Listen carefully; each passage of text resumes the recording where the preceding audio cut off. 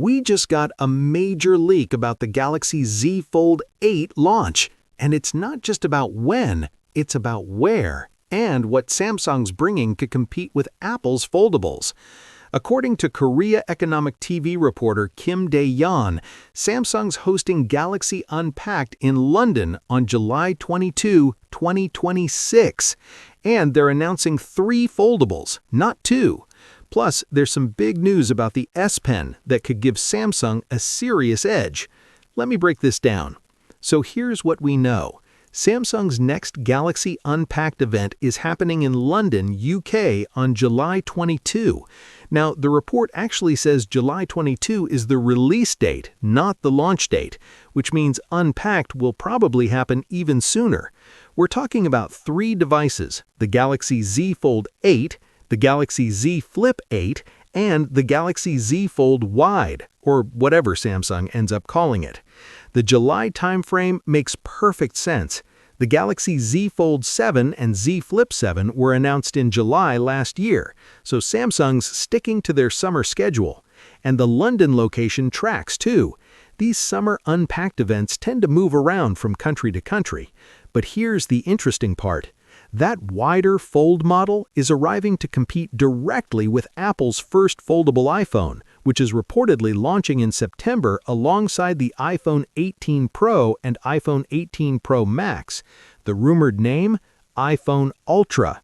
Now, the Z Fold Wide is going to be in special focus during this event, and we've already seen exclusive CAD-based renders showing the designs of both the standard Z Fold 8 and this wider alternative. Here's what makes it different. A near 4:3 display aspect ratio when unfolded. Think more square, less tall. It'll be great for watching videos and running apps side by side because you're getting a landscape view on that inner display. The phone will be notably shorter than the standard Galaxy Z Fold 8, but it's still expected to be a high-end offering. So we're looking at 3 flagship foldables in one event. That's a massive push from Samsung. And this makes sense strategically. Apple's going wide with their foldable design, so Samsung's covering both bases. The traditional tall Z Fold 8 for people who love that form factor, and the wide for people who want that iPad-like experience. But here's where things get really interesting. The S Pen might be making a comeback. If you remember, S Pen support was pulled from foldables with the release of the Z Fold 7.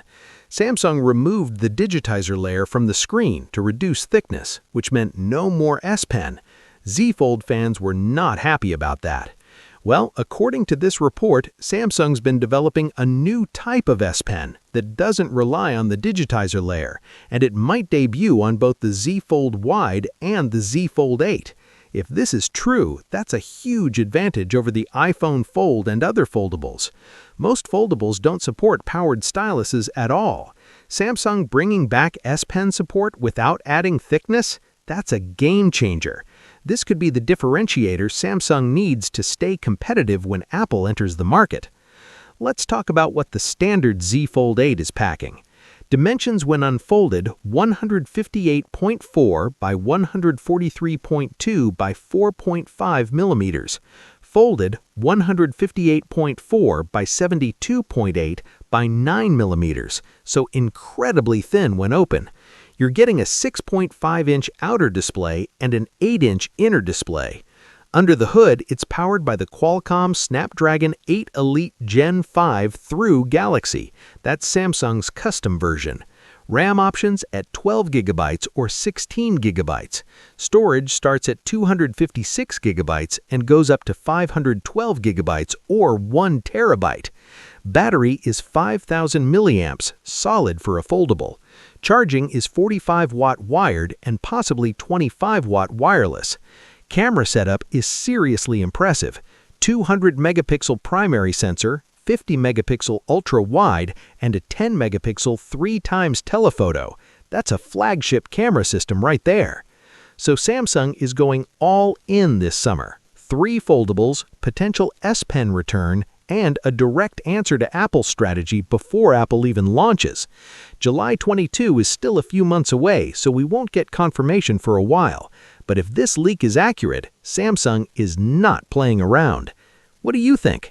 Will the S Pen comeback be enough to compete with the iPhone Ultra? Let me know in the comments, and I'll catch you in the next one.